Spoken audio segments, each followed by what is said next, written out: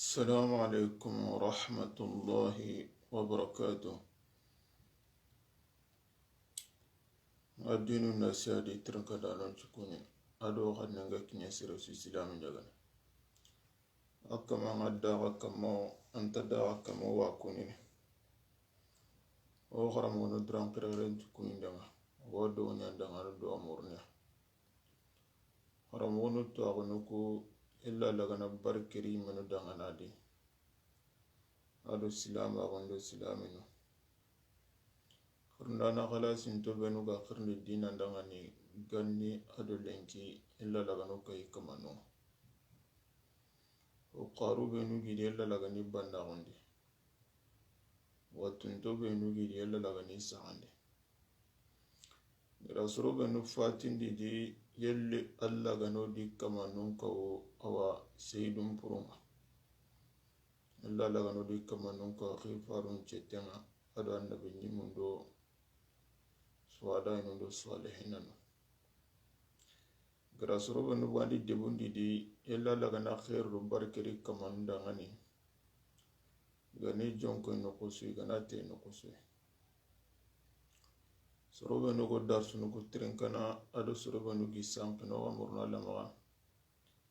ella lagano di kamanu musonyar janna ella lagano di kamanu chogodo nyallan kanano ndo tuano ndangani mankoi إلا لغنو دي كمانون دي غلغرين لا إله إلا الله إلا لغنو دي كمانون كسي واتبره إلا لغنو دي كمانون ورجغن پو سنياه بركانتي أهو غبه كندا غالونو درسن يبونا مرالا مغا كنا نندو ترنكن دانو يلا لغنا بركة دي غمكروسو كمانتين دانغاني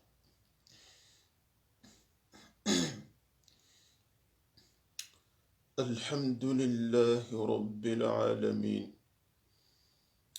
نحمده ونستغفره ونعوذ بالله من شرور أنفسنا ومن سيئات أعمالنا من يهده الله فلا مضل له ومن يضلل فلا هادي له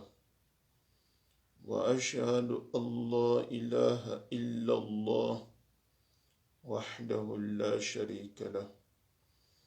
وأشهد أن محمدا عبده ورسوله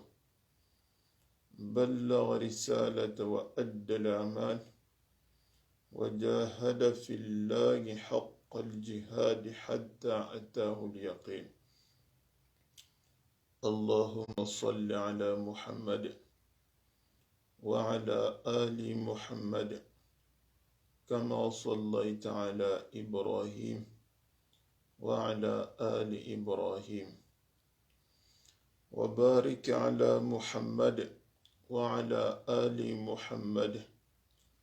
كما باركت على إبراهيم وعلى آل إبراهيم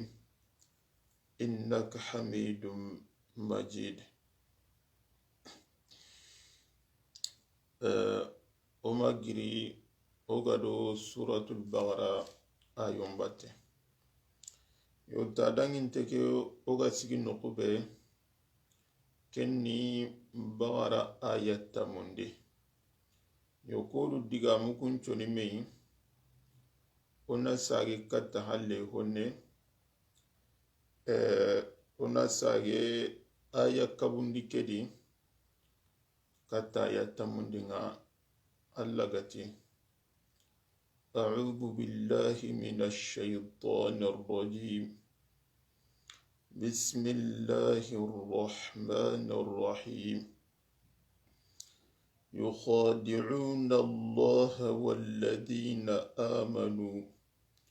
وما يخدعون إلا أنفسهم وما يشعرون أتبغرا alla da hadamarin mun tagandi jamo sikkay jama hanan gani mu'minun nga ada kun qallen koni nance kun kama na uto aya hanan nan diga wara aya karagandinga kahirnu ayo hilinance kun kama munafiqunu agari munafiqunu nga yo ampungu ayu tammi againancei kama bawni munafiqagu watti bure ñani iya torandi balawunnan kasawo silami nun kama nan kuto awa kahirunu benu gadi i konnagundi awa i kahiragun bangandi huren kahiri khambanu munafiqunu nya toran nan kotiya bawni munafiqunu iginna do silami nun batte i kanundi i misidundi i meñiranunga i gajallakunga aga heru benu heruno aga gundunu benu gundana iwa bakki khalai yoy kun toranya qore ni siri kenyandugu allagati atihumul adu qatalahumullah anna yufakun ati kunyani awa qonno nyimime safanti no wati ni kumbani no na qonno qonni sunta khayna qotu munafiqun iti anda munafiqin arde المنافق كلمة كي نافق ينافق أبغنتنا هذا مرة منغا أوهو بغندنا أنغندي أدنغا كي بكونا لقين ديغا مسوغن إنتي كلمة كي بغنتنا منه نافقاء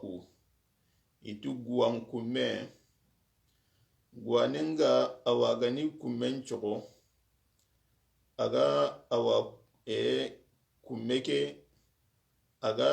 hollaqe be buganda nan qar hollaqe ke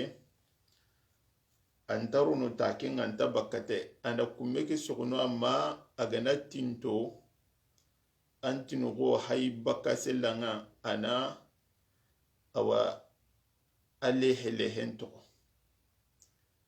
gelli aga gana qatanarundi kummeke di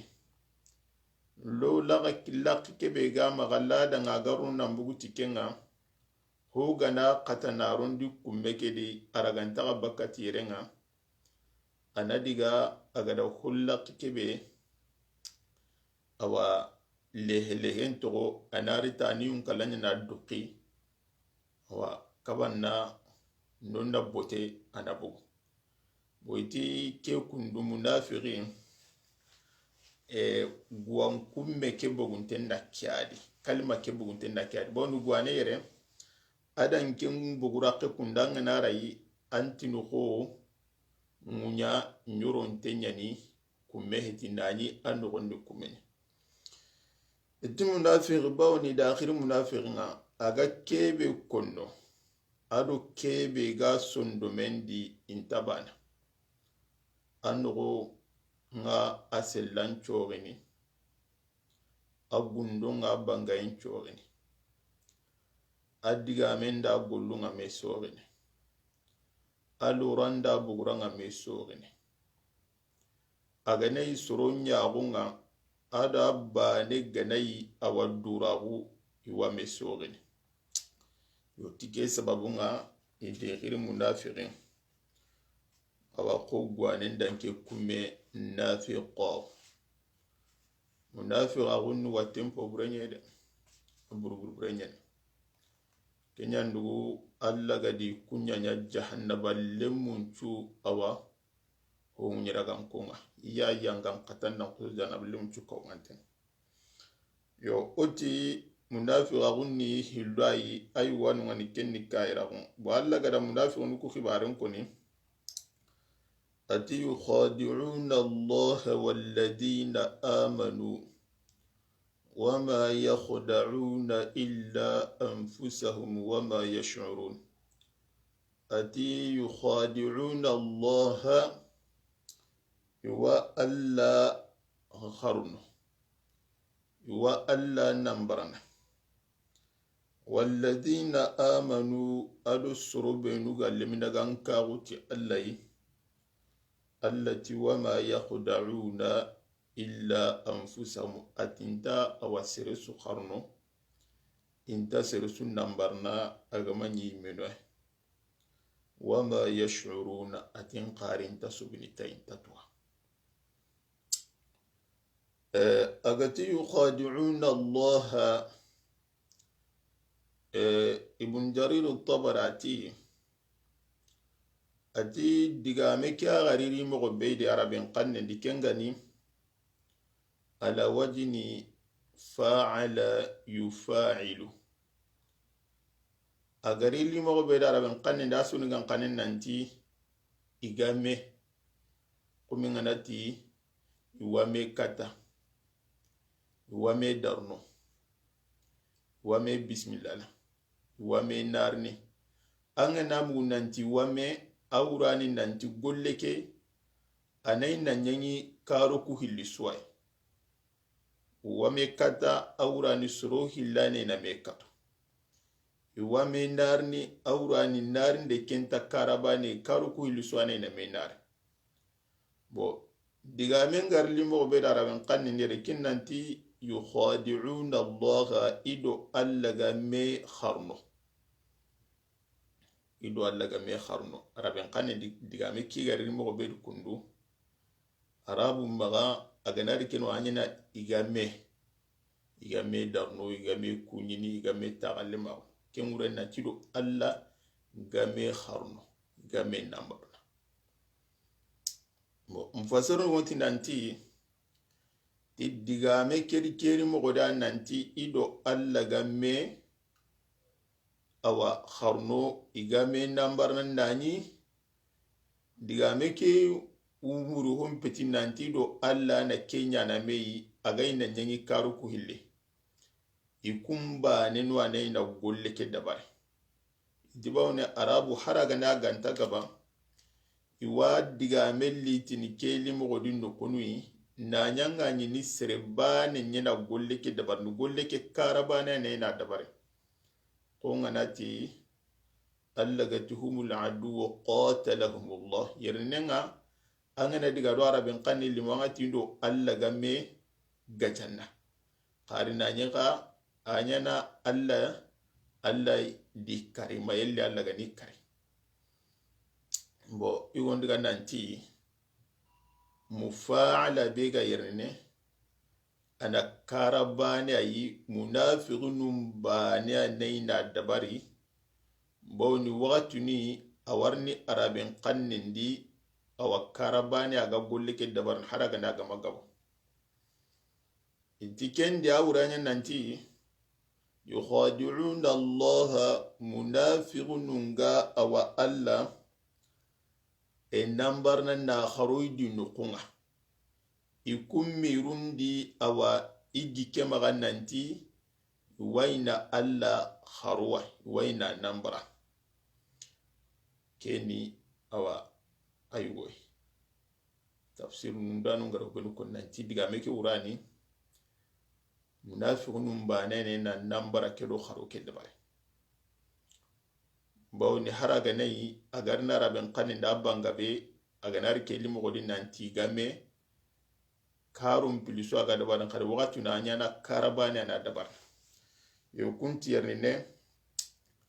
arabu nga konno no kunu be nu ndani karabane na dabar ni tikemme nyano magaire munafiqun banane na nambara kedo kharon dinde ke dabari ikum imenu maga adi miru maga iwaina alla kharo iwaina alla nambara iwaina mu'minunu awa kharo kene digame bega kon digame tanananti iwalla golinya lemma gonwa ko me nambaran dindendo awa me kharon dinden golinyambo me kharundin da nun do me nambrandin da nun ga me golnyallen magun mogombe ti wa alla golnyallen magun kundunye yo diga mo hilinike diganci kandi nanti diga me ke hoywa burugunte nanungani bega burugi kenna nanti iwa alla fare nya awa nambarana lembagunu na kharo lembagu yoti alla fare sallallahu alaihi wasallam kemburu bakanu ngani na alla wara batendo komi iga farenga alla gollenya iketa againa alla harenya kinyandi serebe ga na kennan baralle ma na kharo lemma wa ga da alla kharo bo keni diga musiki ibn jarir at-tabari ati ke madu yake ati ke maga me kharun dindeke ado awa me nambran dindeke ana karum piliswa birambe munafiqunu igada alla alla golnya lemba uti kharun dindenu nambran dindenga igi ke maga adi menu nukunga nanti kunga alla kharnwa alla di nambran dindeke de kharun dindeke adari rakenga bo alla khalle kya ga khiri kharun dindenu nambran dindenga agadi gollen tuga don kiri i golle ke tonga rabunga ke dabar boti kendi nambrandi ndo kharuni de ke tanya karum piliso alla di kharo kam mogodi tibawnu munafiqun yukunga da alla du mu'minun awan qarol mawo na konira kendi nanti ni mu'minun nyai kudo awa silaminun ki tenna wuri kamma dunadi kahirun binnu benu silaminun ngani ni gajallaqinga igi karni ni naburu awa lagiya ni yakundire mullagiya yo kudo ina kisikenga igara ke dabarti alla khadi i kharo ikunga da miri nanti i hagada awa alla kharuwa kiyadu muminu nanti hagadi yonkinuku nyagali hinya kiniya awa nimur hon kiniya atina nyagai hagadi yonkinuku minindi halakiyem puranyai adu alla butendo alla yangan katamamante ati alla di kharo agadi kharo mogombe kenya alla adi ira warani kite bogiure alla ganyigan qawa ido saba bege mundini na sondo noro kiniya igi kisen tunu tikenga dunda do lagara ma lagara kinda lagara koni alla da amaka kenkina maka kenkina ati alla sagi gadi awi kharno na duna ki tungurundi awa silama ki tungurundi kamma dunadi kudo ni dembe ni haga ni katondi na lira ga kempalle ikunga murnan taga da alla kharwai ikisi na burun kisi nani kempeti de alla gadi dugundi ti dugundi ndeke to minanti awa ikharundi ndeke din nambrandi ndeke a hagada awa alla du mu'minun lagada ayi ta alla di dugundi abawni alla gani dugundu kundu anai ne haga ni dembe ni katondi kudo alla gani raga lagara kota hujja mugumba summa kitima kudo iyangan katanna awa tallanjidi bawni alla ga dugundi ndeke be nyani dangani hujja nya haisiki kama lojuru sun taga nyani ma alla gada khairi sunyi danga ni ken nogondi awadi gana yangan katamman ya lagara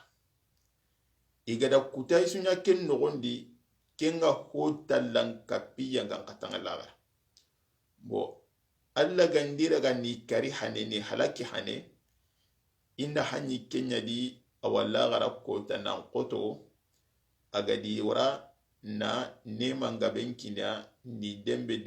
ni haga na liraka a tuko Allah gati nanti wala yahsabanna alladhina kafaru annama numli lahum khayru li anfusihim. Atago alla gati kayru nun kibar nanti kayru namaga nanti gayni dugundi nanti khairin yana kendi khairin tati. Parce que alla gana kome anga manya kumo sireya anga nanya kumo burenye hoga tallan kapangu ngangu ke gana awa biresu hoga na kahangu nga ke nguranu hwane nan kahanyanga katandan garma jiga wala gara kota bawni nemu ambegi anga nemu kubenu birana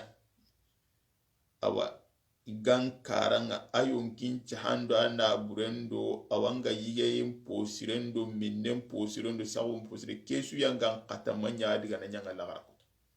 nan kahanga junubunu bedo dabarne ati alladi kharo awa mo tanagadi la gara kota birambe jambandi ndengana nya alla witoko ogana menyi awa khiyama kota alla wa munafiqun do silamun jaman to kodome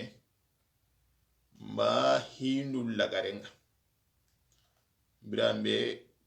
kahirin binnu kahir khambanu kunga diga jahannaba awa yahudu ndo nasaru nun kinyeno ngani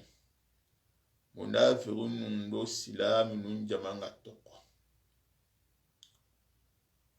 alla gana sirati aganati khara sirati kutu kembirenga mu'minun do munafiqun igana awate sirati munafiqun ndornu ngakalla wala gadi qaro atike maga kendi qarundi lemma go kebe ga koni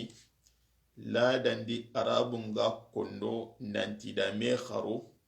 idame awakatu idame daro idame tagallem mago idame yigallem mago tik digame ke gari keri mo bedi ike magani la silinya kama yon kare alla kharundi ne ko da alla awatu wadon kiri kharundi ndenga iwake khili nantina golle muson kiri ti golle to nga bawni muso ke golle ke agada muso ke sara kenyandugo o gada alla ni awa ihere buruku kupi kama o gada akhir kharundi den wala munjare tawra kenda kya kun ati walladhina amanu adu awa yemmu benu galim daga kago yu kharu bo wama yakhba'una illa anfusahum wama yash'urun allatin qari ima anya siresu agamanyi meno safi kharun dindeke di nambaran dindeke i kharun dilemmagu ke adi nambaran dilemmagu ke ama siresu kharo ama siresu nambara agamanyi meno i kharun dilemmagu ke di awa i nambaran dilemmagu ke tadi meno a kharo adi meno ama siresu kharo ama siresu nambara agamanyi meno atin qari intatwa intatwa ida diga musiki konera nanti intatwa nanti alla naini dembe ya againi haga againi dugundi yemu nyana agarni raga kudo hujja magani magalo durusu magani magalla ndukunga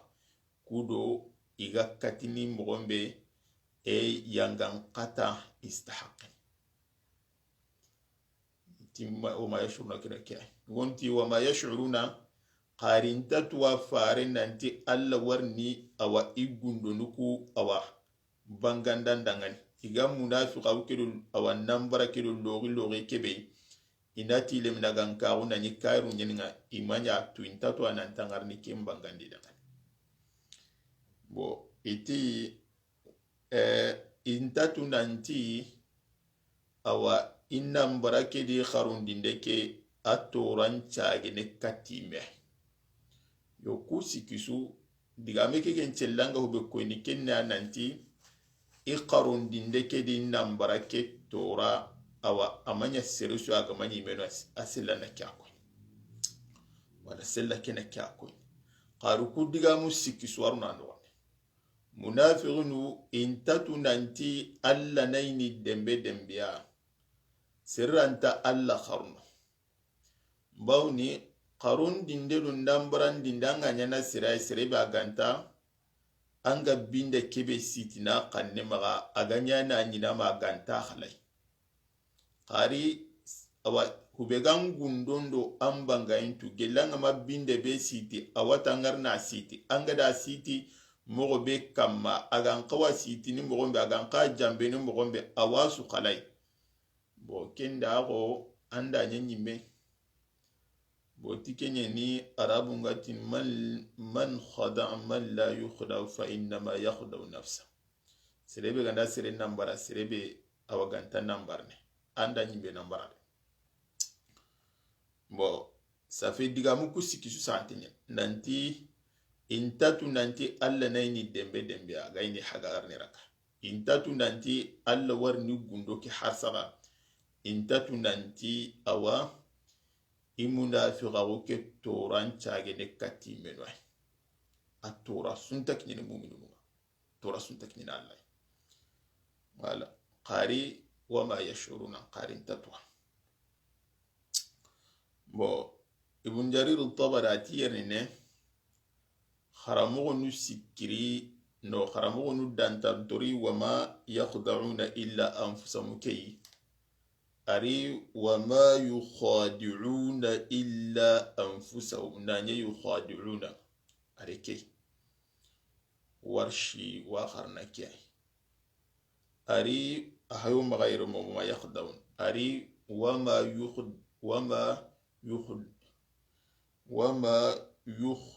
yukhdi'una ngama sankide wama yukhdi'una ari wama yukhaddi'una na shidala bubun jari tabari akenti ke kharam go bawo magare nanti wama yakhda'una illa anfusahum atike maga kane kharam go sahantenga don qaradan ke digame kundu jatira ga nan qawanya kam boni wama yukhadi'una ke kharam go sahantenga ga sahana lage farika sirena likedi nanti kencha hanteti tanga awatini ke bana santini vraiment sire jatira nan qarna dan ke digame kam yaga digame ko na tube ga du wiki ga tinanti ke kharam go sahantina ti boni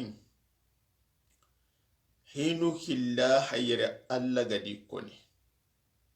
ada munafiqa gunu iqarun dillembagun dinnam barallembagu timuminu ngado alla da kencha batindi nanti muminu munafiqun ku galla golnyallembagun mogo bede adu muminu kenni qarun dillembagun do nambaran dillembagun nye kempa lara sabatini nanti qari qarun dillembagu kadi awai nambaran dillembagu ke ama seresu awa kharo ama seresu nambara ga manyi menwa a cikin misalin ako suruhi ligana gajanga nati qatala fulan masalan nati qatala awa jaydun wa abu lahab fama qatala abu lahab illa nafsa التي قاتل جيد وأبو لهب وما قتل أبو لهب إلا نفسه تيانا غانتي مثلا أبو لهب دو نجاند تغنو كنا كما تغنو كرام بام أنتي جيد دو أبو لهب إذا أوا ميجا لمارو ما إذا ميكر لمارو أبو لهب ما سرسو كراغماني مه tibo yarina gana yi soro hili ida ka hanu mututi wa me karne abu lahabi ka han kusanta awa agati wa jeidu kata ka hake kusanta sage kata imena kare yarine ati hinu hilanyanyi ida munuti wa me karne kare abu lahabi ay ma kitendi yaren kara bati kemme nyina aya kedi alla munafiqun da qarundi lemma gunda barin qari qarundi lemma ke adi menu araga mala dum mu'minu laka bati ikema ke kharmu gasa antati boni alla ada qarundi lemma gun chabatindi aw munafiqun dangani andiga ya kella garan gen nanti munafiqun ma kharundi lemma gonda barati kella tasa kharu gara ko mo gombe ake agada digame ke koni ça fait jatire nga kamani parce que karamo ke sahantenyen bon ibn atiya kenga hubbe kunati agari karamo ben nanti wa ma yukhadi'una illa anfusahum wa ma yash'urun wakili atajanus kudo qotum pilli iri mogon na nyabane kenya nduga gari keri mogoti wala kempa laureti nan tukumi alla wayna ke bana khata wayna sabatin kharamu ke dragantin na baka faringa serena like nan tiken chahante ti adan ken digame ja traga nan qaruna kamasiri bo onja ga ta kutuga gati yukhadi'una Allah walladhina amanu wama yakhda'una illa anfusahum wama yash'urun Qurtubi ta'tir ni ganati minga to Qurtubi ibn Jarir al-Tabari ati ganati nanti yo kam goni munafiqunu alla gatini nanti ida kharundille magundu nambrandille magunda bare nani kai gara digame be kuni da digame ko kwa kudo taiga kanna ati hari gana kenda bari yo arabu kenta kabadanga na digame kuni digame be gantan awa anchundu menga ngara tainenya kuni selanga una akhirike bati yerine alla gatindanti idi menu akharo imamu minunun qaro ati tirninda na gana tananga nanti munafiqun ko ga igada digame ki koni ina buruku kun kisi adi yakundiremo ati alla gada ko mo gombe kundunya ni munafiqun di menu akharo mala kharo da mamuno qaro bawni anna serenya qarnu na serenna mbara serebe ganta ho muguntentu qari kubega ho muguntentu ko gara ko mo gombe alla di dugundiya kudo huwan tallan kahiyan gankatanga hujja magani maga lojuru magani maga lagara kota ni dembe na liraga bo kendi kumpa ine ina nyi me ati ke sahantanyande alla yalla gara ko mo gombe kundunya ni imasire kharura ga manyi meno ati dairi me igara nambara ni no kharunde ke dabar kudo iya kukulire muku benun kisi ati ya kukulire muku maranti manyi awa mu'minunu nga mu'minu mani gadi ya kukulire mullagi atanna kharundi den nambara ni den yana serenga anganaraga angada anambara na khalle guraga atin qari kemmanyangi imamu minu kitur horagya alla khasiranta alla qarno tan qarundi deke alla hubaka alla magamalla tora kinyene kilanta nyene batikendi alla nayni kundugundi ni dembe ni haga kudo iga katini yangan kata istakhin won lagara kota na wotallan kayun kala likendi awa iyangan katanga lojurum maganyima kewa koni nanti munafiqunu intallatu parce que naiga allatu watunu nanti alla akenga homugun tentu siriranta ho dabarne alla nyinama gundo ndo bangainde qari kewa koni nanti munafiqunu nyimimani tallatu munafiqunu watti burenya bo sirenga na kendi anga salindo silaminu batte anga misidu kudi anga ngaloko nanti soro anta awa sundagumukui anga nagiri anga do manumbate anga nagiri anga do modin talumbate awa batitanu ngamba tukuru annanya bandai tukuru annanya awa kananki anga na tuhube debendi sere maga dangi kende anki ngana digamuna awarandu kube sere maga dangari kungo linda muna anke ma bo iwanke magati awa umari sedo gani sedi hatunga na toko satu wayagunu mo wani misidi awadu misidu do kon bate awa do sundagum batinani korte ke do batitanu ku ho khasu ho manyanto dankanto kwa sakamaga awatini inti sedini hatunga na tawkota ke kama ken kuni kahirmunye yo qurtubi tati kalmatu khada'a yakhda' ala silinga no be araban kanindi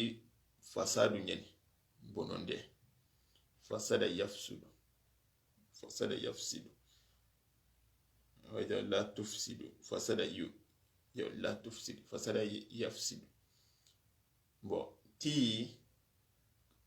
arabin kannin di khada'ake ala silini bonon din denya bo kende wo gana daga dullu kan hayti nanti igi awa ido igi lem daga ka wundi gollu sirum bonon din do alla do mena khada'a itara bin kanni da manu hilakin kalmatu khada fasada barni al-ikhfa nga muqina koy ganati in khada ad-dabb fi juhrihi badanya kinga iga awa ilem daga ka wumu ndiniti illa kapendo kairawo qurtubi tati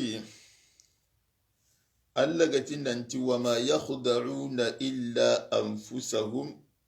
wama yash'urun ini meno akharnu imana barako ogara ko mo bawni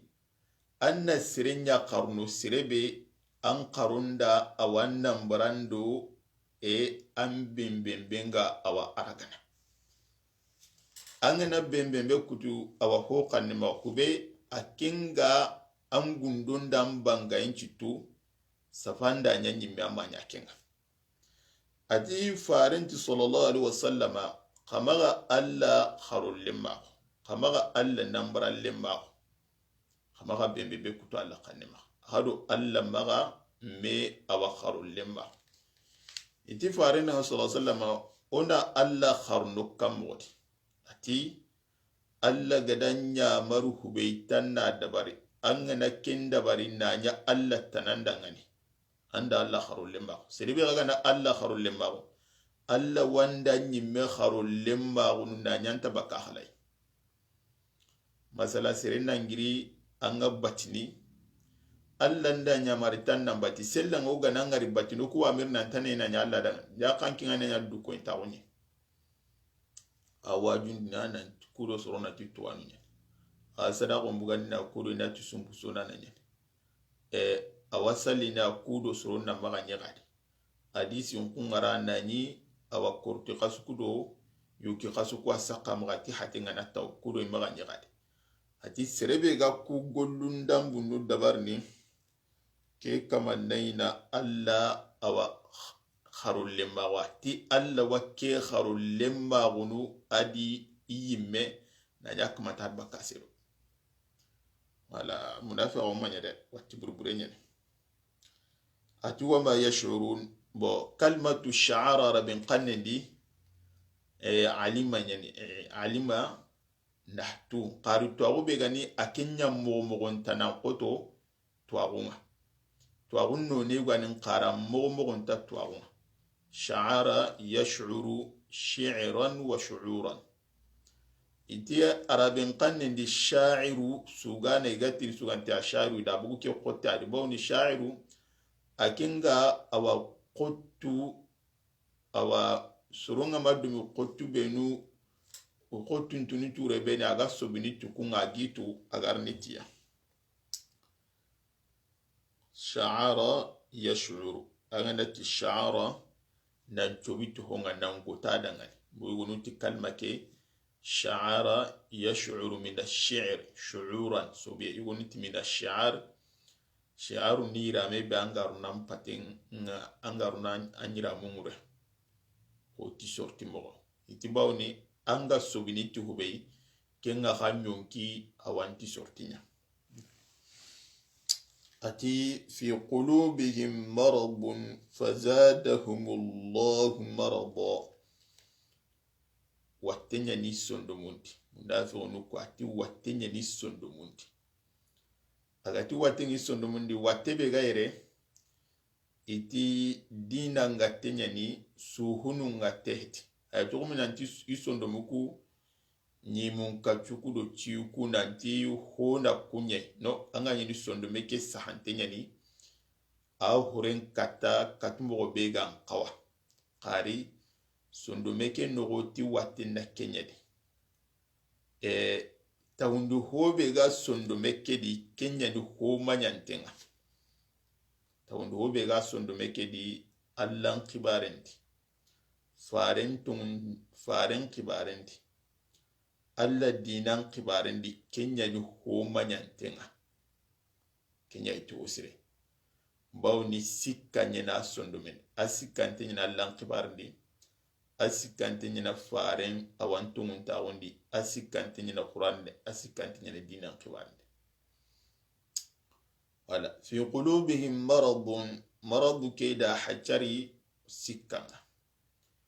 na hajari munafiqun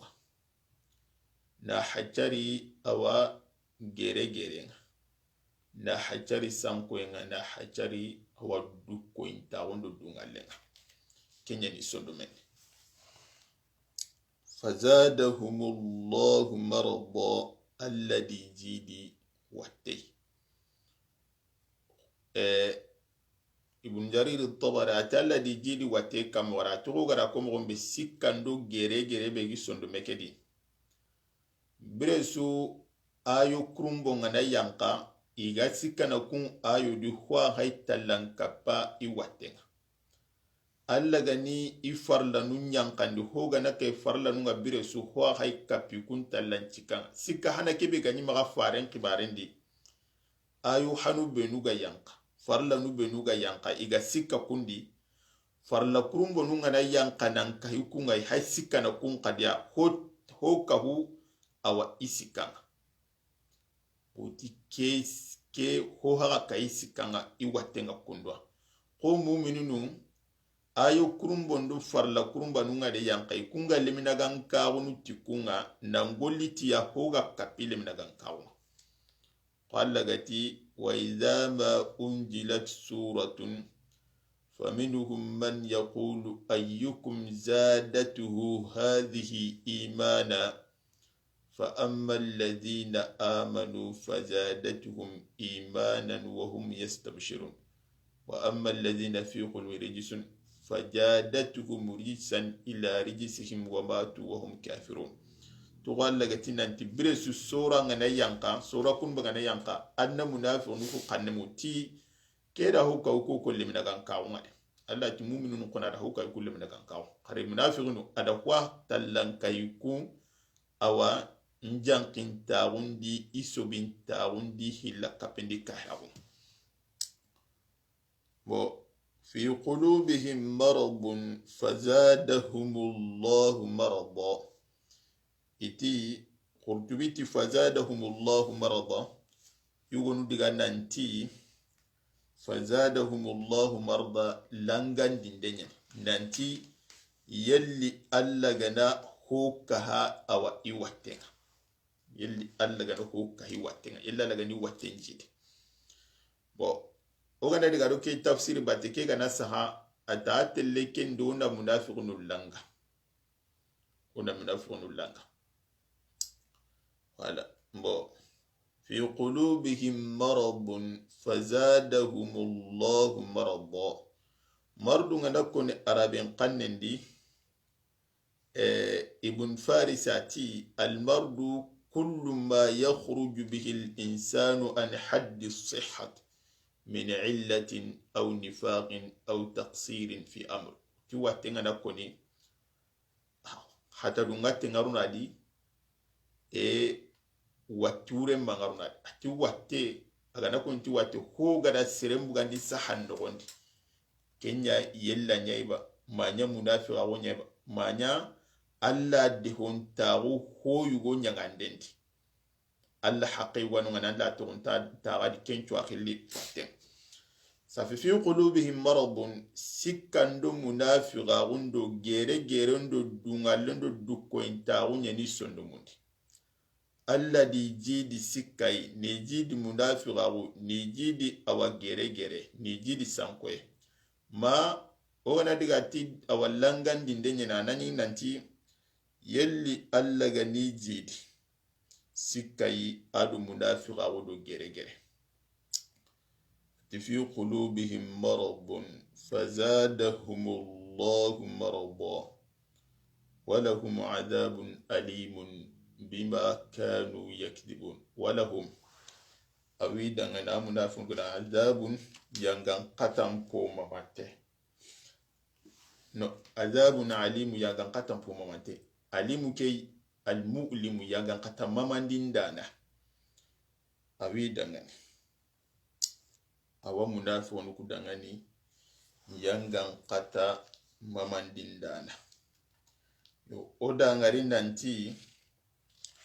fi qulubihim maradun fazadahumullahu marada walahum awa munafiqun adhabun alimu yangan kata mamandindana yanga kata be kasere mamana bo qotu ko da ko qotu ngara ngari hale nanti alqalbu inma summiya alqalbu qalba litaqallubihi ida sondumen kiri sondumen abawni aylan kupay buren chabu daga naganta sabatini awal halabane kam bonanti adabu ke ala silini min al habs wal man' na hon kabako alebun talgati a'jibu nisaakum fil buyut min al khuruj kada haja kunda aha awari rijagarun kaba bakab awa hubus magabu ati walahum adhabun alimun yangan kata mamandin danan idangan yangan kata begi mamana aga sirim buinin na mamanan torindi bima tihon chababunga kanu yakdibun igani awaken garna tihon chababunga igani garna bima tihon chababunga kanu igani yakdibun iga garna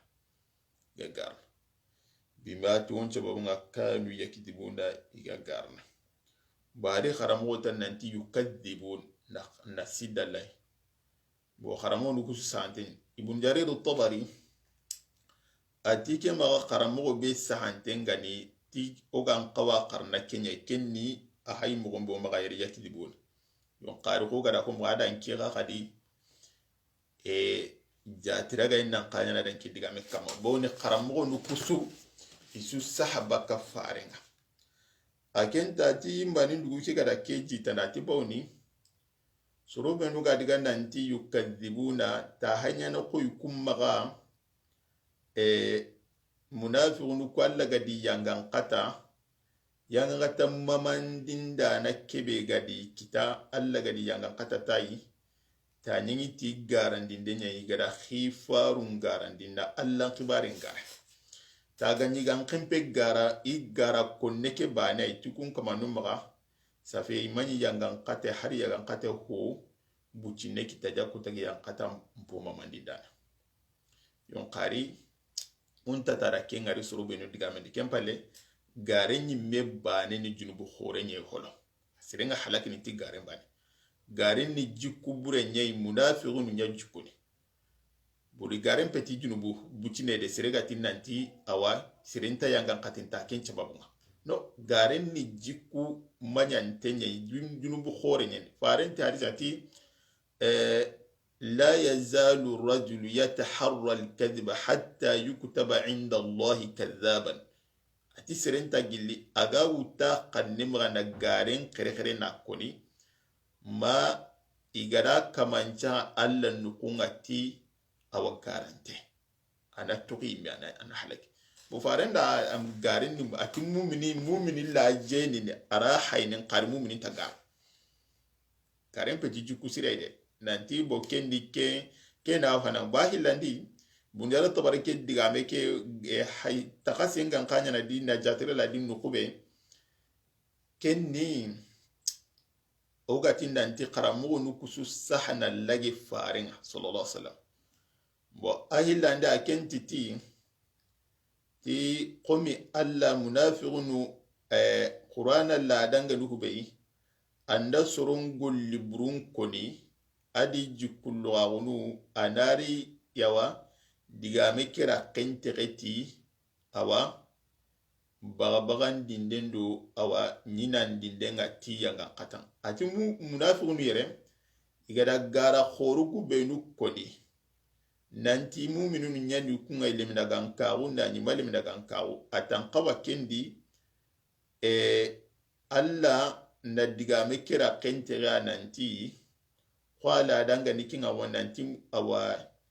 yangan kata mamandin da nan yi danga niti gare ke sababu ati kwa gari suratul munafiqin al mu'minanti idza ja'aka al munafiquna qalu nashhadu innaka la rasulullah wallahu ya'lam innaka la rasuluhu wallahu yashhadu innal munafiqina lakadhibun amati atire ngala mati innal munafiqina lamukadhibun ba tikendi awaike ma ke kharamu wasante na nyaya kidibuna bawni da garin yakoni awa Allah hagada awa yangan katan nyina adu bagan dendo gongonde nchari gara kyakam yangan kata kidiga kitati gara kya sababu bo sorobenu gada khara yukadibuna nga iti munafiqun nasu wadabarne ke khasantin munafiqun wagaran dindin bo hari yere manindugu igara garen koni yera manindugu munafiqun nugu gati nanti ilemina gan kawu nani da garen yakoni pasigi isa kuntanta allan kibaru do faren kibaren aganyi sa kunte ga faren do allan kibaren imani gare kono karanga daga diga da gare ke koni gare ke atontontin na garan dinden yandiradi isa kunte ga allan kibaren wala ba diga me ke kendi nanti ke karamu ga sante ni banen chante di jatirga ina kanya na kamasiri bo keni awa o kilunga togo awa ayoku luga manundi oti fi qulubihim ayu sondom mardu nanti sondome qulubu keni awa jamunye abanin qalbun innama summiya alqalbu qalban litaqallubihi bo al'adabu nanti adabunga min alhabs walmani' ko igatini nanti misal la uljimannaka lijaman mu'ziban nga qarabero na nga qarabe bega awan kabana wala bo alimu ke mu'limu fi qulubihim maradun wattenya ni sondumundi wattu qoreya ni sondumundi فزادهم الله مرضا الذي جيدي واتقوري ولهم عذاب أليم يعني قتم من دين دانا يدغني بما كانوا تهون شبما يغني يكتبون غانا ما بما كانوا تهون شبما يكذبون يغني غانا ديني يغني قيفارون دو أوا غني أوا ألا غانا ديني نفارين غانا ديني قرانا آر غانا دي إساقون تغماني silama gundina botongu anga nakku ayu hay harsa ke hay diga men jo pado nye alla wa jokini diga na ga seni munafiqun kama wa ko nanti munafiqu watti manyanta na burburenya ko wara kingar ta wada dan timo gombe dunyaron tabarati ke aya kunduni dalilu nyai soron kama sorobunu garga nanti alla ntasire su yang kan katan la gara ko ta gamanya serebe aga kahiragu awa kallan kotagu akahiragu nganyati kallan kotagu ndo dundaragu nyai anyam pallagari awa te alla bana daga kawuntu nan kire talla awan kibaringa kem pallagari dundaragu nan kallan kotagu nan kahiragu ti alla no kumbana yanga katan tikem petungu tiba nuku kundanga na munafiqun numpa alla gada sorobe nu makan kuto danga ni yere ku munafiqa wi kahira gun peti qallan qota gu kahira wi parsi qallan qota gun kahira gun ngane inyana kahir qamba nu nyenda kuna qurandu obara ochiba kurba kari maken koni iti lemina gankawa iwasallini iwasumunu iwadu silaminu mbate har jihadun kurenga wakatu ni wabakadu fare mbate kari maninda balawun kiniya parce que igara kira kendi nanti leminagan karu nani anti sondome bokudo na ko nanti sire maga miri nanti kahirin binnuku bane kahiri kambanuko kahiri kamkotoku na tukum bane nuni kahirin ayi hari sire nga anga sallini anga sumunu anga hijini karanci kantinga ne allan kibarindi mahilla kapendo awa mushrika unga ngolundi ampeti silami sirenna nyanki nga salin anga sumunu batitai wa maga tanga kem batita kulu anga nyana miliaderi nga batitai wa anke maga awati an bitiki nga sangan kita ma batitai nyanke maga nanti andan kelle nyagare hulane maga ke yagindan togan kandi na ke hanna togan kandi khoni naburen tabakan kandi ma keni awa gumbu hulle nyai ke togo awan kandan kan ceragani majagan pada hulle nyai ke nan ceragani bokudi menu nganke maga misirin challa no ngana giranga di batte hija no ngana giranga di batte sarabu ando ngana giranga na batte kenta ho siruna maga mir nan tanga salli bane pasi alla gada sorobe nu koire kunji salli ne ade kuga salli almayu be halle anta ka salli kemme halla bada bonu ku salli do fare nya batte wala ti diga meke na koy nanti kairi kambanu ku bane ti kahiri de kudan nan katinya na silaminga anga kebe konno fokkadu kebe gan chondo medina bengaria an karanken da me iti korto kudo baga kasuko ni sidanti ayoni wara wagande organiser hatunga na to wan misi vraiment ke kama malim na gan ka harsa wala bo karamoti khurtubi tati manin dugu fare sallallahu alaihi wasallam agama munafiqun kari to anu da meso manin dugu fare sallallahu alaihi wasallam munafiqun kahirun yani bawne Allah hadi kahira gon kana timu mununu heti boti manin dugu agami kariya to anu da jabi nonu dantan to kone jabiru hana be go mariti fare ami kari sallallahu alaihi wasallam bawni tuwanun cuwangi mari nantanta telekita nandangani anna seren kari tamba ne tuwawunga masala uga silami munyei sere goda seren kari sere suntatu agamanya kiti kutana nyime bane pekolote sharia ndanta teladanga na ke kamalaga na kari tike tuwawu ke nani sero ngantai boy tike andugu fare sallallahu alaihi wasallam agam munafiqun kari bawni abana nyitu imatonu nogondi kendi jabido yugo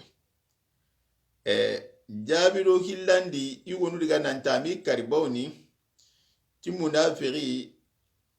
antateloni karona murni maga intubiya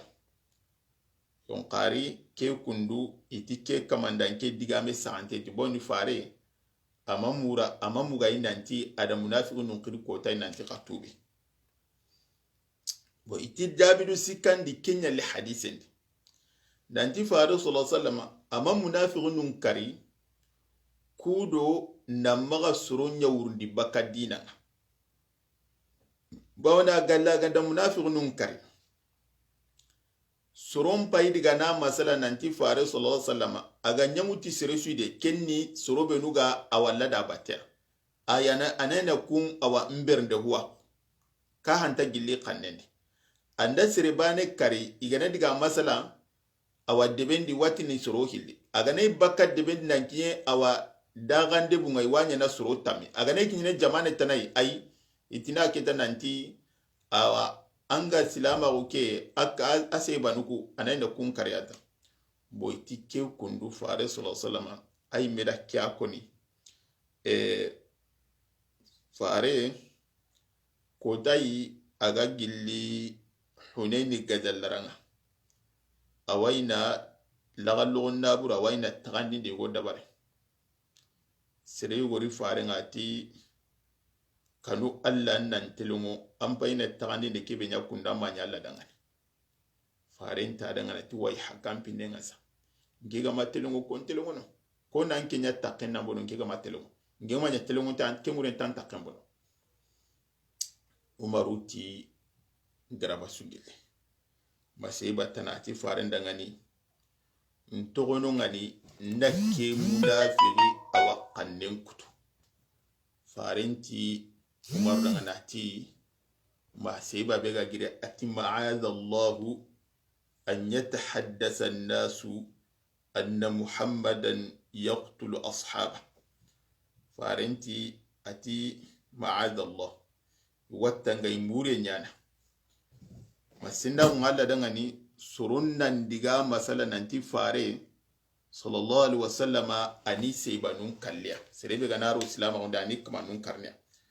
wa ay meda kya ko niti ke kundude ke digame ke awa jitante ni siri nanti mana bega du fare sallallahu alaihi wasallama awa agamani munafiqun karni kenya kudo surunna maga urubaka silama iti kwa ganyi jakan kini awa kahirunu nga sorobenu ate lalle meda kende gaduna kahirunu benu awa du silaminu lontenga medu ogana sobari nanti ke kundu awa ga mile ne kata silama rundu silaminu nga yona jakan kina kamanga kudo na talla nkandu silama runga har kahiri nyagani silami ga heti sariya alla da daga ni nanto na jakan kina kamanga bo iti kemire nga fare sallallahu alaihi wasallam yo agama munafiqun kare adi tonoa kudo na awa surunya sundumun domindi awa silamaru yelagana kamangani awa anga yugonu nyini do ko Abdullah ibn Ubay ibn Salul qabilan krisenyani bo adi ana to jamake di na torake munyi akabila ke soro inaro silama gundi ina khalas ina waradu faren batte jakutegi hakran tunga nangari againa faren toro faren ngaina nyampama bokinga hakran to ntallan chabati dina kedina itallan chagundi dina kena dina ke buteli wala ke kundu ke digame awa muinteni siri bo yugonu diga nanti nanti fare sallallahu alaihi wasallam akenga mu munafiqun kari bona gani lojuru ganyama aga da kebe koni komi surun na maga diga tinanta ise banun kali won tikembere nga fare mpati halle serebe jindi gaunga na bange jindi ti jindi nga na kono ku keri sasa munafiqin nya serebe gana ya jindi nga gana i munafiqa gumbangandi to na karnya yugo de nanti fare nga mu munafiqun kari bawni amani durantu alladi ittagu mancunya kadangani kari ama iututi tonungani kadangani yon kari munafiqunu dantantuana alla da kunyirga na kuntogon kadangani bo iwondiga nanti anga danga daga ma munafiqunu kari bawni sedo hilligan kite munafiqi sui na munafiqagu awambangandi fare nyakar karo gada jabi do kebe koni nantai megati nanti معاذ الله أن يتحدث الناس أن محمدا يقتل أصحابه صلى الله عليه وسلم يوكي جابلو كندو كيمو انتني سري ودي كمغا اللان دوغا كين قوايا غني صحابة بوناي ميكين غتي نانتي معاذ الله سرنا مغادقا كوني نانتي محمد ويسي بانون كاري لو كان أجري كان قرمو سمينو رحمه الله أكيا غدي تفسير كده بار مغمبه عند آية بحجري آية كم بلا ناري فايدة نبينو غبكادي كي تبينو دو واجو نبينو غبكادي أنا ريتيا آية كلا غرم وآية هنا كي أغتي إن الذين كفروا سواء عليهم أأنذرتهم أم لم تنذرهم لا يؤمنون ختم الله على قلوبهم وعلى سمعهم وعلى أبصارهم غشاوة ولهم عذاب عظيم يوكايا كنداتي وكيت يغنبغاندي ناندغندي أتي الفوائد من فوائد الآيتين التسلية الرسول صلى الله عليه وسلم حين يرده الكفار ولا يقبلون دعوته أتي كي آيو كو آيو هلبو غادي قراكم تي butimurandin denyana ko ayudi faren dangani alla ga butimuran nanti agani gadi no ke khorondi mogombe nampa mi mogon nanti awayimba tonu kuso an kande alla ga ta dangan nanti ay kundum petani lahya surobenu alla ga makanda in chakun awan kam makunta kandene yokene ana faren na butimura. الثانية أن من حقت عليه كلمة العذاب فإنه لا يؤمن مهما كان المنذر والداعي لأنه لا يستفيد قد ختم الله على قلبه كما قال تعالى إن الذين حقت عليهم كلمة ربك لا يؤمنون ولو جاءتهم كل آية حتى يروا العذاب الأليم وقال تعالى أفمن حق عليه كلمة العذاب أفأنت تنقذ من في النار يعني هؤلاء لهم النار انتهى أمرهم ولا يمكن أن تنقذهم أتي أغنى هلاني بغانا كنن أنتي سروب بينو ألا غدا ينغان قتا أوان شاكون كما نكرم جاون شاي كما واجندا نغنا نمغسودي كرندا نغنا نمغسودي ألا تكون كندنا فاري صلى الله عليه وسلم adi danke nugudun kullago di danke awa fasul danke nene walan walay araga diga men wala na kinye kempenga akhala sintenga naga hinnene araga diga mo posirendo nene denga qari ay safi alla ganda serebe nyagrama jigenga wajunda nangana awa horo anga jundin ta hosiro nukun bawne alla di kunchondo mumberi horanti kandana. الثالثة أن الإنسان إذا كان لا يشعر بالخوف عند الموعظة ولا بالإقبال على الله تعالى فإن فيه شبحا من الكفار الذين لا يتعظون بالمواعظ ولا يؤمنون عند الدعوة إلى الله توغا كيتي سكان ولكن نانتي سري بيغناي أو wajun dembrenga angana wajun dun teren kamangane wajun di dingira nunga kharan dingira nunga allan dingira nunga anchondo menganta awa kannati wajun denga anganta jon koini allan kibare nga nan chobelai tike kama kawanchallen ba go wa kama ndo kahirun do mena bawna allaga tiku karnu be ndo garma jiga nga sai kama nanti awa waju ne ta hosirone andi waju wami waju asomba bo kendi serena kaw kanidu dangan anganai waju ne tabate to kankenga awa allam pin ko ne tabate to kankenga kawancha limma wando garama jigunna illa daga nokisi. الرابعة أن محل الوعي القلوب لقوله تعالى ختم الله على قلوبهم يعني لا يصل له botike ayo wad awa hamulu ke ayade nanti hakre ana sondu menyade bawne alla gati di sondu mumbere. الخامسة أن طرق الهدى إما بالسمع وإما بالبصر لأن الهدى قد يكون بالسمع وقد يكون بالبصر بالسمع فيما يقال وبالبصر فيما يشاهد وهكذا آيات الله عز وجل تكون مقروءة مسموعة وتكون بينة مشهودة أتي وهامنو كي كو آيو هلدي نانتي كندا ينكلو أوكاتا سندومينغا هلواني ngaru adu mugu anga hube muku adanga hube ngali ati alla ayo tagmanchu benuga alla koinu komonga hilwani benuga qarne kenga ni wahyunga iga qarnanga mukuma benuga ni tagi honunga angi ngalle. وعيد الكفار بالعذاب العظيم oga na hattu mundi be wanini aya kedi kenya alla gada kahirunu awa nyina awa ti yanga katam pokore bo al azim akin tayneni al haqir bo al kabir akin tayneni as saghir kembirenga iwonti nanti al-azimu ka kenyana kabirun kamundi ko haqirun ga sagirun remogome karamuta ati gelli serega no tirli nanti esige yo alla na soron condo mun bega na soro gunu sondo mun begi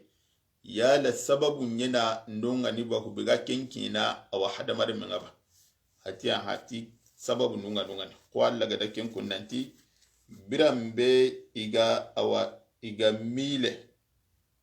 baka allan kibarin alla di sondo mun milandi ba alla ti bima naqbuhim mithaqahum ti lahidunun gurjandenga awa idi sondo mun kunya sondo kotoy agati wa minan nas man yaqulu amanna billahi wa bil yawmil akhir wa ma hum bimu'minin haron siminta atuga kitu bondo na hanu ben bugani kenni nanti يقولون بلاغة القرآن بل فصاحة القرآن في التقسيم لأن الله سبحانه وتعالى ابتدى هذه السورة بالمؤمنين الخلص ثم الكفار الخلص ثم بالمنافقين وذلك لأن التقسيم مما يزيد الإنسان معرفة وفهما أتي ألغتي awake ayadi nantagi lissoronga soroy gonu gatini awai kunni mu'minu nyai lemna gan karu itongondi ti alla ina matongondi tike wa qur'ana balagando awa afashu linsana gunya koyni kinga na gada soron tagandi jamo siki atibaw ni tagandi nde angana hon tagandi kundu tuaruna tagandi kitani modi awa serenji dini hamiendo awa tuawonye athani atoka kitila mbugani ke aya di kundu nanti ageli soronga soruyugonu gati itongondi ti allayi ado ko talagare nani awai matongondi ti kenya anna alqawla billisani la yanfa'u al-insana liqawlihi tike wa koni nanti sere anna awa liminagan kagu tanne nembane na koni tanne nembane kentan nahna foke anne nun dan chondo men dan chuhunu iswana mengare wara kingare halwa nanti al-karamiya nanti ke aya ni dalilu ne kama kungare ga nanti serenga dati liminagan kagu tinne ne nga haranga na yangama angama liminagan tan chondo ma tike nga ngasana yo tike sante de bon tike sante ga ni munafiqun wa alla tati mu'minu hijira الثالثة أن المنافقين ليسوا بمؤمنين وإن قالوا إنهم مؤمنون لقوله تعالى وما هم بمؤمنين ولكن هل هم مسلمون قرموتا تيكي آية واقنين بانغانو نانتي دليل نيان نانتي منافقون السلام نهت حريقا ناقوا نانتي كون السلام نهت أتين قاريو yalawo no munafiqun tumuminu ni hati hari ganati ni muminu nyati muminu hati tiyin qari eski silaminu nyani ba atigeli tirnina nan muru ho ngana nanti yala silaminu nyani sellanga ba yo atikendi silaminu nyani gela kama ngana do sellanya iga konni sellanga sinati silaminu nyani yerenga ikauntinga silaminu nga sella atin qari gela muru ho ngana nanti silama rubbe gani silama run awa anno gondo anchondo menda anchuhunu chun kai alla dangani atike lamuru ngana kenya su silama no heti karamoto ga kiti nagatandi be bugande na kenya anna al iman la budda an yutabiq alayhi al qalb wal lisan ti wa hamlu kadi nantilem daga karo man laqendo sondo men chuana mengai qari serebe gana tira kendi ni mu'minin nyai nanya sondo men di kahirin nyani ke kaman peti awasilam serebe gana yi akhiren tengi sondo men di ti allan kibara atun nanti allan do tagaya no karnaya no len qaradi dun daragu nambara la ile la kondo nambara khayne ke kaman kan kahirin parce que iblis walla to qaraga dun daragu nan kahiragu anya kairinga abi talibi ada ki sugundi nanti fare ni tonguntenye kari adundara ko nambara la ila la konno akara kaira kon kama wala kudo limina gan kawun kennan katan na hanaba fukanci landa ndo na mengare wakati nanti yukhadi'una Allah walladhina amanu wama yakhda'una illa anfusahum wama yash'urun qaramuti atoga awakitu bendo nahando wajundu bendo ganikedi makirul munafiqina wa annahum ahlu makrin wa khadi'ati بقوله تعالى يخادعون الله والذين آمنوا وما يخدعون إلا أنفسهم ولهذا قال الله تعالى في سورة المنافقين هم العدو فاحذرهم فحصر العداوة فيهم لأنهم مخادعون تي ألا قتنا أنتي إنا ألا مؤمن يخرون دلماهم قاريوي wanyani menwai karinta sugnita ati kuga na habe bugandi dike aya dikenni munafiqunu ihere bure hadi dabar bure nantanda munafiqunu ngare surwani here burugumu nyani dabar burugumu nyani awa nambaran tagundo haron tagun kamanunya hala tikenya ndugu alla ga diga koni agada sura be awakhiri itonga nanti munafiqun chora agada kono nanti munafiqun kude kunya ni awaka konno atada konna kun kempendi ya inonga nanti munafiqun ku bane pe kolota na hon onne sunta ga manya munafiqun ni wa hadi sasa no geina kundunya de munafiqun ku kawnu kude bab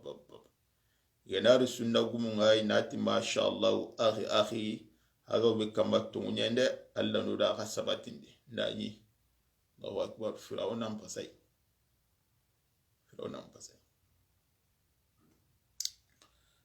أتي التحفظ من المنافقين لأنه إذا قيل لك فلان يخادع فإنك تزداد التحفظ منه وأنه ينبغي للمؤمن أن يكون يقظا حذرا فلا ينقدع بمثل هؤلاء ati ke aya wa uga na habedu dalbuga na kina nanti sirinda idu tanganidu korosi baka munafiquna bawni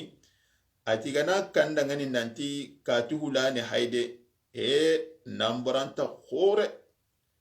harunda na khore bo igana sirisu koyanga kawndi nanti amotu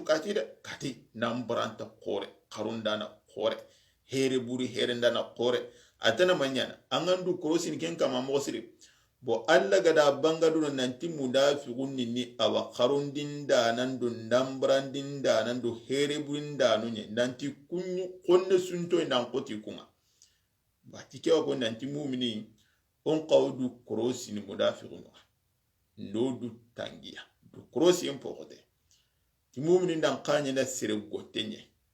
gotinte wala kudo anna maga diga marsi ti munafiqno iga nene liga ko kebe kenna maga marsa mumni munafiqin ne liga ha bab wadu sunda gumum batte naju kortempo mo itenga ba batti tampo mo itenga ba yo akiwa yugono anni anda suru gonni le nyagaro gonu maga idi kini dina shaitan nuandi ikaro gonu kare ma ni ti kunta ya gani kuna ka kanche da gani ne gonu ni batutanu ngi maga ti awa ibanago yona titi awa yugo horanyoko ogani sedi awa honno nga hisonoi awa kudimen haisallini asumunu wajunda donga na gira wadi batte kari agana gira me banu do alla na ha kebe kona kin chakuntende ku qur'ana ine na ku kamanu nyakoni ku imenu ani awa jahannaba limun piri pasi ku kamanu su qur'ana ine na ku kamanu nyakoni ku kamanu man ku kamanu do sorobe nu gariski fare nan kuna nan tan na la fare nya vraiment gelagane sero gan qarnu arjanna kunnan qarnu arjanna koto anke ngabawni ku kamanu lisigi fare ni mimya anke kada to nya mugamadi ga siga imi wala o tikendi kaya ko nanti munafiqunu nambaran tunyani mu'minin nan kanya na sire gotenye annan du krosi nan du tanka wala inene liga ko kedo awa diga lingu kumma marsa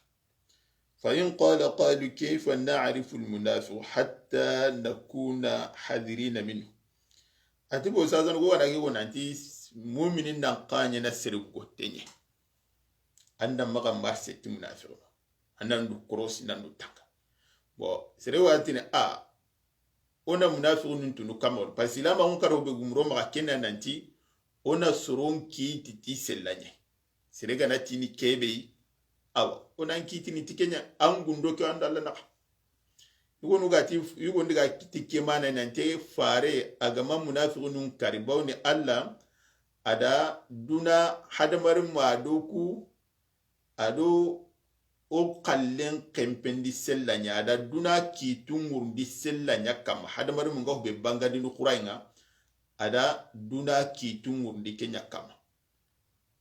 ku gollini tikenye aga nay serebe gani munafiqan kitan kallen ando alla nak yoga nakinya alla yi akinna awa komonki titi gundonga non karduna di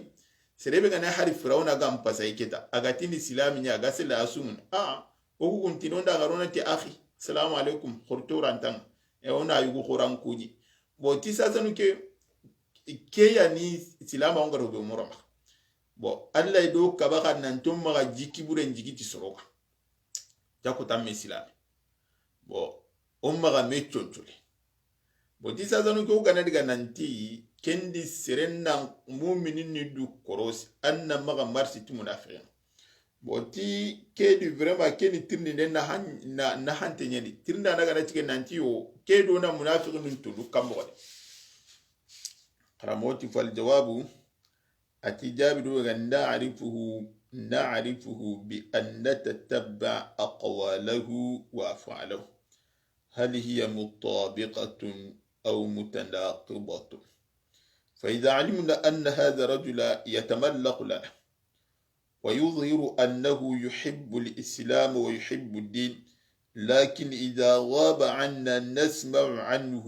بالتأكد أنه يحارب الدين عرفنا أنه منافق فيجب علينا أن نحذر منه خلونا تأتيوغا كيتو نمبغم بكنو أنا سرين ديغامو نورادكم باتادا غولو كهو بكونو أدا كهو بنجاجين أوغا ناني نانتي aga kebe konna daga hube nyangini wa mengalia kendi tumutenye haruga nanta aga kebe konno ada aga kebe nyangini ntame kilede ndara hayi sunda gumanati masha Allah kortendano kuni jahannaba lemunya andagira ku ngai maru wori talumbate jinna gubu ngana gira na diga debate kenna risallen kiri jinna ndimu ngana gira anta so ngana hade ama ura kemugu sonin kande ubenu ga ngani ananyis awa almami salqilla nan yana do jinda gumumbate anke ni salqilla nan jinda ndimu ta so nan ken pala awa horan ta ko ni jinda gum daga nan ken jonti ken ka ba kunye de ken qallil sigi awa minbar ko ta Allah akbar ba tikendi ona munafiqu oganani sirebe adiga menda gollunga da mesori ogadani nanti ana kahunya kondo dangani safaga kube kondo jondi ado halle aga hube nyingin tabana ti aga na bangaro nanti na silama gumunda sunna ni tongunya yi awa sunna gumunyina tongun kama misali ya gamba kari halle ona muwaga diga mu benu kondo ada ga nyangulu benu nyangini kunni dinan gajanindo dinan gurjandendo awa silaminu awantori hallen kibarunye watu nuke dantike kama ni munafiqin ya wono du korose misali ya gama sasanuke yukata jasi deke bigamba ni sasanuke aga ina nyige iduna awa birandi duna daga muti dinan togonga nantike ni awa faren chogodu nyugonwa karanga na diga mun payi ada nyangolu anga nyina ga bakati kilubenu kenni dina ngurjandendo silaminu halakintahinu ala kumba na ndabara banga turge nantike kama keni munafiqinya haraga na ga konnira kendi haraga na ga awa duwa jundeke kenta hosiro no munafiqinya kenna maka marsa wo hayne no munafiqun be no baron konere kurisi farenye nan kuna nan to wasedi nan tan ni farenye inda bakar mu ngari niraga tikitenga awa faren ministry aga da kana burun to no ngani na kanun to no ngani nan pijira awa dudinda mbate seresun ta hasab anke ngamene igani halle koy eni piri ni lok ina to ne nan to linta otiya kunta huwa khalai khawu nyeni angana ti dangane khademina gan kawo ho mumini gale mina gan kawo mo be warna ikani nati nantu amma kawo imeno o ko limina gan kawo ko kun qawido kun penna bonuga limina gan kawo mo gombe wa nga tun ken nantu kun kamanu kunni mina fe woni nyai annandu krosi ni kunga wala la silama oke to be ko na anda me ga misudu agana me kunyi agana awa salli dome qari annandu korose wala pasi du korose ke ureti nan to kuma ngana ngaranta kunyi no tusuru an kinkinga golnya lemma wonu ko silamu numbo qari annandu akrosine am gundon takuna dangani anta hotuna khibare ta hotuna khibare bo kun munafiqun wa na do awa silaminun batasa barno kudi anga jamanu benuni ni ga silaminun nyimmeno awutu nanti ilo silaminun kahununti ina manu konni misidunuti ina manu konni menyira dunga nanya kenka silamin bake akun baga tonu londi taga diga na salla kenka tonu nga tandi adde be misiden chuto nanya kenka lempita lan kibare Allahu akbar wa yamkuruna wa yamkurullah wadde be modi khalasin tentuto wadde be chunda khalasin tentuto wadde be ngadu dana khorentuto na ya kenter gana tagura ti wadde gana na hede no ana sere wa harenga ko suwallo nadi nafi qaw manyare Allah no krosi no kisitora ati kempalle anna al makra sayyi la yahiqu illa bi ahli fahum yuqaduna Allah yadhunnuna annahum qad naju أو غلبوا ولكن في الحقيقة أن الخداع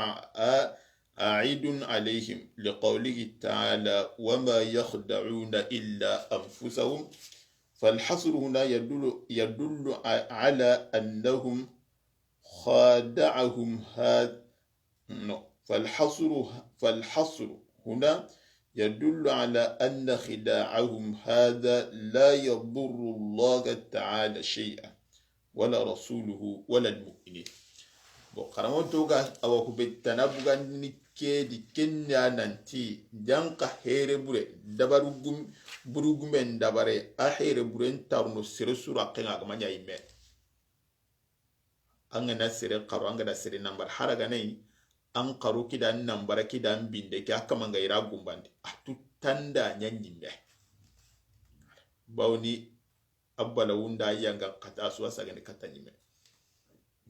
atiba wunda alla gati nanti wa mu'minun do walla do mu'minun muqarnu inambar ne wabinde citine khanima tin qari inambara kedi qaro awa ntasir sura gana ga manyi minwa rabi'atu anna al-amal as-sayyi qad yu'mi al-basirata fala yashuru al-insan bil umuri al-zahirati fala يشعر الإنسان بالأمور الظاهرة لقوله تعالى وما يشعرون ما يشعرون أنهم يخدعون أنفسهم والشعور أخص من العلم فهو العلم بأمور دقيقة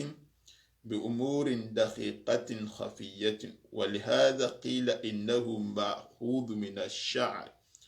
والشعر دقيق فهؤلاء الذين يخادعون الله ورسوله والمؤمنين لو أنهم تأملوا حق التأمل لعرفوا أنهم يخدعون أنفسهم لكن لا شعور عندهم في ذلك لأن الله تعالى قد أعمى بصائرهم والعياذ بالله فلا يشعرون. قرموتاتي ke aya wakoni nanti golli bure dan kanagu yare maga awa sirin condomen noro sundir sirin condomen yare awa hinkindine bawni alla gati nanti iwi yimmenu a nambarna ni menu a kharnon qari ta subinite bati sobiye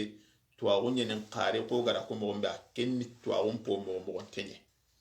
kenya haga mugum awa munafiqun bonu munafiqun galina antakasi na jatira ga nyanyer na hamu nanti inai na nyi benwa bati awa الشعور يقولون تابو كنتين من الشعر لأن الشعر بس لأن الشعر ناتوتي ينتنا ينتنو هم مونتين بغتنا أنت في قلوبهم مرض فزادهم الله مرضا رمون تاتوكا كي تبينو وان الكيرادو نحن بينو أن الإنسان إذا لم يكن له إقبال على الحق وكان قلبه مريضا فإنه يعاقب بزيادة المرض لقوله تعالى في قلوبهم مرض فزادهم الله مرضا وهذا المرض الذي في قلوب المنافقين شبهات وشهوات فمنهم من علم الحق لكن لم يرده ومنهم من اشتبه عليه وقد قال الله تعالى في سورة النساء إن الذين آمنوا ثم كفروا ثم آمنوا ثم ازدادوا كفرا لم يكن الله ليغفر لهم ولا ليهديهم سبيلا وقال تعالى ذلك بأنهم آمنوا ثم كفروا وطبع على قلوبهم فهم لا يفقهون رموتاتي Allah gati nanti wattenya ni sondu mukudi Allah di jidi watte ma yelli Allah gani jidi watte tike aya wa abanga akwa hamnu kyadi nanti sire angani sire anganta awa jonko ni tonga anganta tongu laga nan chobe anga kisi kasa na tongu karanga ampajuga tama watte wo khanyan chondo mendi tike Allah wadi Allah wanyangan katana tikei na awa anyangan katake ganyangini Allah na hotallan kahanchon do meke wate watu munafiqina nu yarine wate be gisondo meke yugon watu hilani hinu nganyaga mimaga ado yonkilungatu ati soro widu kunda tonguntun qari madungai bango nuni iku tongundo gare nyanyaka miteni ma kuntu baka الثاني أن أسباب ضلال الله العبد هو من العبد في قلوبهم مرض فزادهم الله مرضا ومثال ذلك قوله تعالى فلما زاغوا أزاغ الله قلوبهم ونقلب أفئدتهم وأبصارهم كما لم يؤمنوا به أول مرة وقوله تعالى فإن تولوا فاعلموا أنما يريد الله أن يصيبهم ببعض ذنوبهم توغا أو نهابيدو كيتبي تنبغن آية كنا ننتي جانقا ألنا كومين چام كوندي دين چبابو ألنا كومين چام كوندي أسبابو نونغا كتنو كومين يمغول لنياري wana lagati watenya ni sondo mukudi sikando gere kempalle alla di jidi watte kwagada ayobe nukoni kun kagari nukunun tananga na litu kumano menunga na ko nanti kome tangolli dan kanton dangolli burun chababu ngani kenya sawi alla gan chankonde lala nokisi ثالثة أن المعاصي والفسوق تزيد وتنقص كما أن الإيمان يزيد وينقص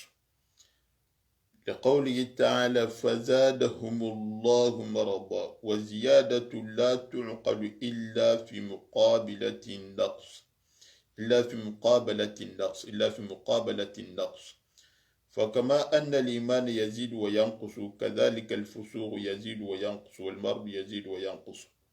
قرمتوغا كيتي بيتنا وان آية كده كنا ننتي جانقا جنوب نندو فاسقا قننقا إواجيدني ونقسنا قو لم نغان كاغو سدومين داغا جيدن أغا نقسنا بوند ألا غتي ku kama nun chondo muku watenya nyadi da ho kahi watenga botangara mutu ho kahi wonga awa foke nakase nyanyi awa kenjo medo mena gane wala ke kulle labantenya serebe ganai awanyi kutene ada kutai hobi itanga sage allambati bo sikka suntadi huwa baka fasika ukeda kutai ke lemna ganka unga jiri mugomba gana kasini kutai nka kundunga. الرابعة الوعيد الشديد للمنافقين لقوله ولهم عذاب عليم. وتوغا كيتي بيتنا وكنا نانتي ألا غدا يانغان قتممان ديندا نبي داموتو أو منافقون دانغان وقرام ورا كيبي كون نانتي لمنا غانكا واجدو أنا قسمي وكيني نكار دنيا سرو كما بيدانغون بنوغا نانتي لمنا غانكا أنتجي دينا تنا قسمي نانتي سرون چوامبانا angana limna gankaru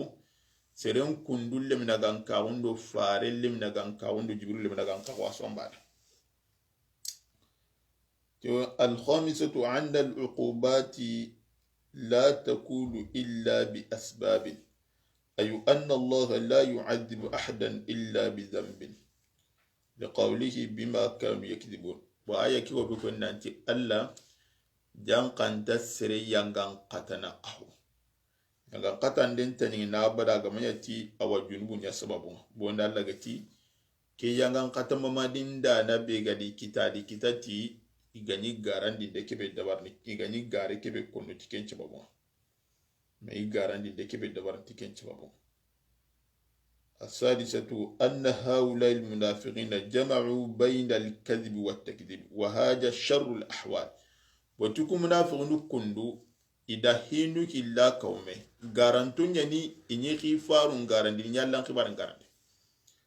tukuni awa kuwa ni alhala num pobre agarna agarani bawni aya kiya aga khare khare mo no kulibe mun kasiri gadiga nanti bawni munafiqun ni khili swadbar wa garandi wa keken chahtenya. ذم الكذب وأنه السبب للعقوبة فإن الكذب من أقبح الخصال وقد بين رسول الله صلى الله عليه وسلم أن الكذب من خصال المنافقين. تياي كوغا أواكو بتنبغا نكنا نانتاندا غارين غارين غارين نجيكم بانيان تيني جيكم يراغان كينيان يانغان قطان قصبا بنيان سرين نانيانغان قطع أصبا ويواني غارين هلا نسرين يانغان قطع سرين لو جهنبا annan awa balawnu kitab dunadu lagara asababu garinga aygunu garinga nyana sababu wati garin kani jikunu podan kantendi ho ngarnyenye farenda banganu nagani sallallahu alaihi wasallam ti garin munafiqa gun tagumanche wani ati ayatul munafiqi thalathun idha haddatha kadhab ti munafiqa gun tagumanche sikwani akun cikiri nanti agana masalata wa garna والكذب مذموم شرعا ومذموم عادة ومذموم فطرة عادة تجارنك ألا كتنتني الشريعة دي ألا كتنتني اللادة دي ألا كتنتني سرون تجدورن هر كاهرون كندا يغراتي نانتي كاتني غارنتني سرونا أو أكما جيكا كما wangali nanta kama vraiment sire nyana mahiti il est pas sérieux har kayro kubega ko nanti gare har dinan qibar gaiti jikusire heti da ko tege sharia ankara ça fait alla daru ko montage dorenda kahirda silami be suwa watu nanti garanta petu hosire wala masalatu idha qila kayfa yakunu khida'uhum lillahi wa huwa ya'lam ma fi qulubihim فالجواب أنهم إذا أظهروا إسلامهم فكأنما خادعوا الله لأنهم حينئذ تجرى عليهم أحكام الإسلام فيلوذون بحكم الله تبارك وتعالى haythu asamu dima'ahum wa amwalahum yo kya hado kuna ago da kengari ta kendo nanti gelli sere ganati nanti munafiqun kam woni igalla kharul ma honta mu qalla Allahu mutad tijabro kin nanti igada silama o kebe bangandi awa silama ki tunga wuri kamma igadi awa idu tanga igati silama unga igadi khairun kita silama unga ni du tanga tay yo tikyandu wa koni nanti da Allah kharul ma yo da kekin wala darskin wan o daga dai kinga brahe yo gajanga murudo silami nun naga yo igara ko benya kairi awa kambanu ngai kemme nyana mana nyangi da jija antikini o awakar numbe nuga da jija ankini awa ina wasi karni makenga ya na kebe gara kutun kitame nikita una sigiro na mudala ina gana hamudo dina wana tatana una jokido ayum batte inshallah ta'ala na mudala ila gana kismu nafiqaw illa lagon yakum khalas bismillah ashhadu an